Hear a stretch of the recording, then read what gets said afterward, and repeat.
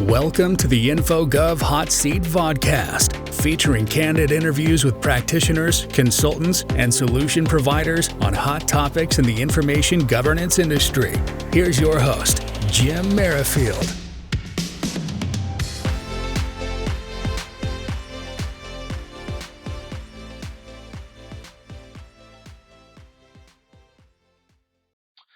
Well, hello and welcome to the InfoGov Hot Seat. I'm your host, Jim Merrifield, and with me today is Susan Gleason at Withers Bergman. Welcome, Susan.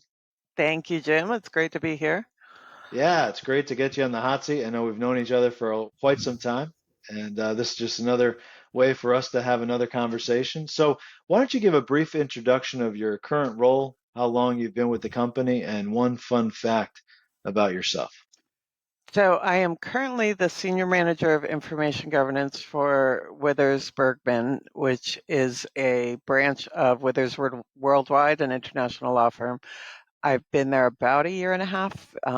Feels like going on 10, because as you know, the amount of work involved. And my fun fact is, so my heritage is actually German, Irish, Polish, a couple other things mixed in. But my grandmother had her best friends when I was little were from Italy, and they taught my grandmother, to cook Italian. And my uncle sold insurance. So my mother and my grandmother used to make ravioli and sell them to restaurants that my uncle sold insurance for. So when we were little, Saturdays and Sundays, we're cranking the pasta wheel and filling the ravioli. So I guess you could say my first job was a ravioli maker. Oh, I love it. Hey, being half Italian, you can't go wrong with making Italian food. Yeah. So that's great. So cool. You're at Withers. You've been there for, you said, a year and a half. I know you've been in law firms for forever, right? Yeah, well, I was with another firm in Connecticut before that, and then I was corporate for a long time before that. But my first foray into this industry was as a paralegal. And part of that, actually, at the firm you're at, that got me interested in information governance was I got tasked with cataloging a client's information. And I literally was sitting in this room with boxes and boxes of paper and going through like toilet paper receipts from 1972. And I was like, why does anybody have this stuff anymore? So I think that was the beginning of my foray into information governance. Yeah, we all fall into records management, IG, right? I don't think any of us back then went to school and said, I want to be a information governance professional, but here we are, right? Right. But it is comforting to see that people actually do go to school for this stuff now. So that's It pretty is. cool. It's a great thing. Yeah, that's awesome. So listen, I know you attended and spoke at MER. I saw you at ARMA, Northern New Jersey, or the New Jersey Inform Conference recently. Just wanted to ask you a few questions about those two events. Sure. What were your key takeaways from the events? I think with both of them, I came away with brain overload. There is just so much going on in the field of information governance, and it's really hard to put your finger on what do I need to pay attention to. I mean, with the advances being made in AI and Chat GPT, and I saw the other day that I think it was Columbia University released a FinGPT, which is a financial AI tool, which is very scary because if people are putting financial data into an AI tool, it's just overwhelming. And I think as information governance professionals, we need to do our best to try to at least know a little bit about all of these things so that we're not blindsided when something comes our way. Yeah, for sure. I mean, AI is really hot right now. I think no matter what position you have in a company, everybody's talking about AI, how it's going to impact our company, our firms, how we're going to service clients. So there's a bunch of regulations. So it's definitely an exciting time, right, to be in this industry for sure.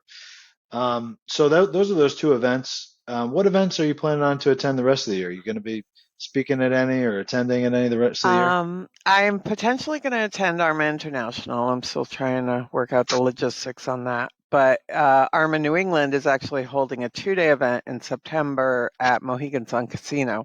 So we started this way back when it was still ARMA Connecticut and ARMA Boston before we merged.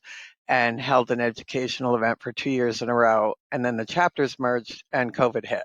So it kind of killed our momentum. But last year we brought it back with a golf tournament that benefited Shriners Memorial last year and raised almost $9,000 for the charity. So this year we're going to a 2-day event, 1 day golf to benefit Make-A-Wish, and the second day will be an educational event. No, that's awesome. Yeah, no, I attended the event last year doing the golf. That was a lot of fun, and now you're combining education, so that's fun too. So I hope to see you there. Yeah, we expect a foursome from Robinson and Cole. Yeah, hey, listen, I'm all about playing some golf, some education, eating Yeah. some good food, and of course networking with some good people like yourself. So looking forward to it. Um, so let's talk about projects. I know we're halfway through the year, and I'm sure you still have projects in flight or um, maybe in the future for these next 6 months. But what projects are you currently working on this year? So interestingly enough, my firm is on a July to June calendar. Oh, So okay. even though everybody else is halfway through the year, we're just winding down the year and starting off our new. I just instituted last month a global e-filing policy. So we've been working on socializing that. We're, really pushing forward. We're working with a consultant to come up with a game plan of how to convince people and get the buy-in that we need to make sure that people are filing in the correct place. I'm also working on trying to reduce paper across offices. So we've gotten our California offices are primarily paperless. We've implemented digital mail software. Our New York has done similar. So those offices have actually all gone to kind of hoteling instead of dedicated workspaces. We have beautiful offices, especially in California, but nobody really has an assigned space. They have to reserve on a day when they come in, which helps with the paper issue because nobody can leave things laying around. Um, so getting my policies up and running, I'm working on the global retention schedule right now. Those are my key objectives over this year.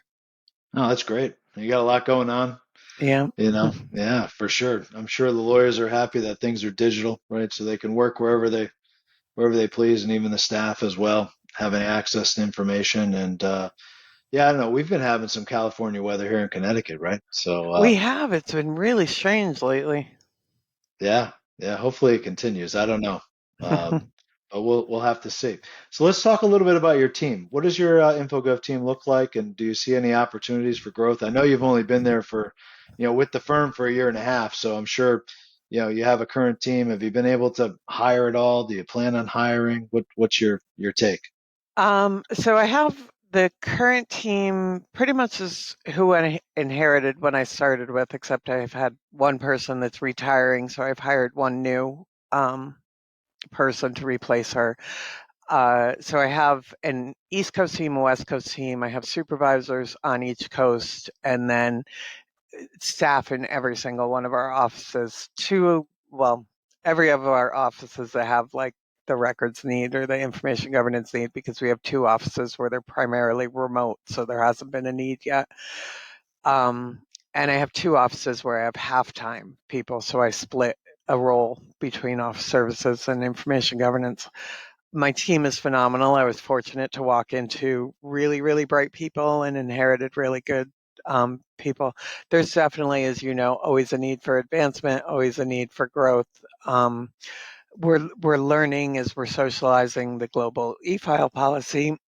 There aren't really key information governance people in any of our other offices, with the exception of the U.S. So I definitely see a potential for growth there, because as we move forward and things go more digital and we're doing this, there's going to be a greater need in the other offices. Yeah, for sure, for sure. And I actually met one of your team members in Jersey, right? Who is that? Yeah, Camille was with me in New Jersey. She's out of my New York office.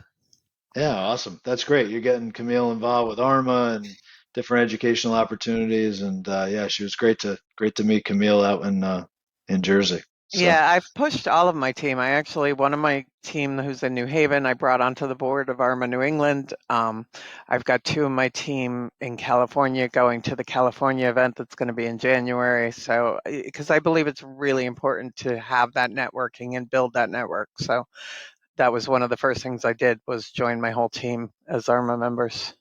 yeah, that's great. Hey, building the team, you're certainly a great mentor, and I'm sure you love giving back to your people. You always have. So um, very generous with your time. So thanks for sharing that, and I'm sure your team appreciates it and your firm as well. So Yeah, well, yeah, I think the more that you train up your team, the better you are because it takes the burden off of your plate. The more that they know, the easier it makes it for you. yeah, for sure. I mean, my motto is I want to hire people that are smarter than me, right? I want to Mm-hmm. hire all A's, not B's, Yes. So that's great. That's awesome. So let's talk a little bit about the information governance industry, right? It's changed over the last year. Everything's about AI now. What do you think is going to happen the next 1 to 3 years? Any new focuses? Any things? What's your crystal ball telling you?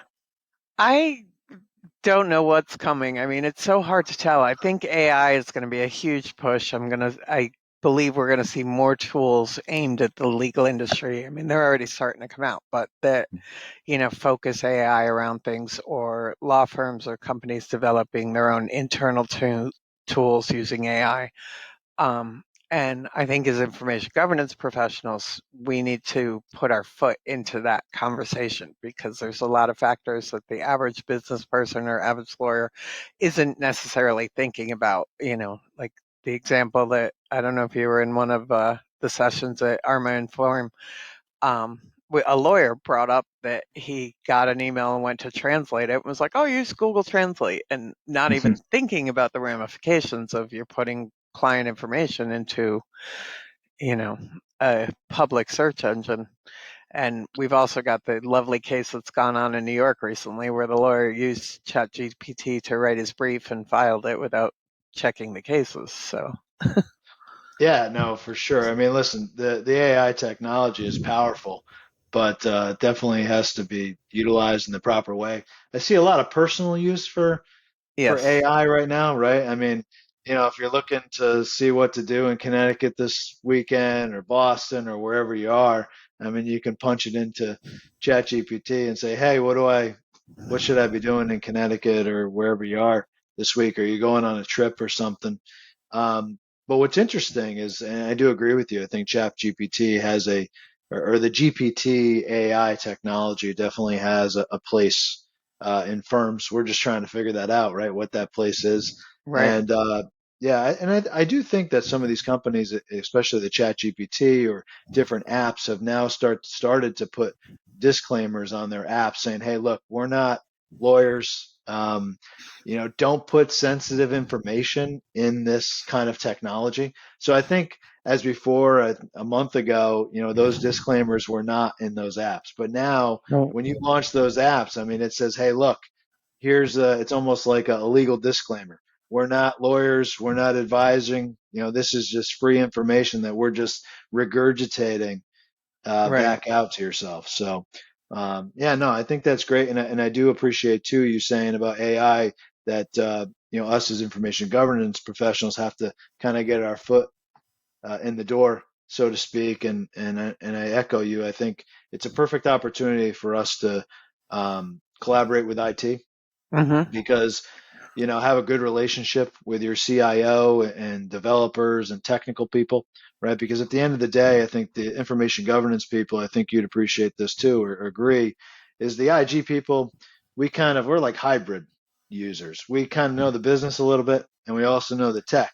Sometimes the technology people only know the tech, right? There's Right. very few technology people that really understand the business. Some do, don't get me wrong, but very few and far between. So I think the two teams working together is definitely, like you said, a perfect marriage, so to speak. Yeah, I would almost compare what's going on now to similarity to when SharePoint. launched Hmm. because companies, it's like, oh, we have this new tool, and IT just kind of rolled it out. And I mean, I was corporate at the time, and then they were going to migrate to the next version of or move into the cloud, and they came to us and they're like, we have over 2,000 SharePoint sites that we don't know what's in it. Um, Yeah. so it was a strong lesson learned that if you involved IG in the beginning, you might have had better rules and controls around what happened in your SharePoint environment. I think AI is a very similar example. Yeah, 100% agree. And I think now too, most of our firms and companies actually understand what information governance is. We have some teams. Maybe we're a team of one, maybe we're a team of 5 or 10 or whatever. But especially the IT folks understand the importance of information governance in the organization. And we saw that right with the pandemic when most firms tried to roll out teams. They definitely consulted the governance team, right, when doing that, so it wasn't another SharePoint disaster. Right. So team sites are well managed and that sort of thing. So no, very good. I mean, all good conversation here. Any final thoughts for the audience before we let you go? One thought I would raise to people is, the importance of networking. I think, and it's challenging right now. One of my greatest wishes would be that all of these associations and IG would come together, because there's so many out there and you don't know which ones to join, which ones to be a part of. And I think the key is to just pick one. Find one that is your niche. If you're more interested in IT, if you're more interested in legal, find one that fits and build your network, because Jim, like, we shoot emails back and forth to each other all the time, like, how did you handle this? When you build that network, it makes you a better employee for your company, because you have that expert resource at your fingertips at all times. Yeah, no, 100%. Couldn't agree more. I mean, I think we met, I don't know, it had to be like 15 years ago, right? Yeah. At an ARMA Connecticut meeting. Then we Yeah. ended up serving on the board together. We still talk often, right? We're both in a Yeah. law firm Yeah. collaborating. We're both in the same region. So again, I couldn't agree with you more. Well, look, Susan, thank you so much for attending today's episode of the InfoGov Hot Seat, for being a good sport, being on the hot seat. If you'd like to be a guest on the hot seat like Susan here, again, you could just fill the form out on the website on infogovhotseat.com and submit the information through the website. And thank you so much, and enjoy the rest of your day. And thank you, Susan, again for being Thank you here. for having me. You got it. Thank you for listening to another episode of the InfoGov Hot Seat. Follow us on Spotify, YouTube, Google Podcasts, Apple Podcasts, and LinkedIn. Check out our main website at infogovhotseat.com to view our latest episodes and much more.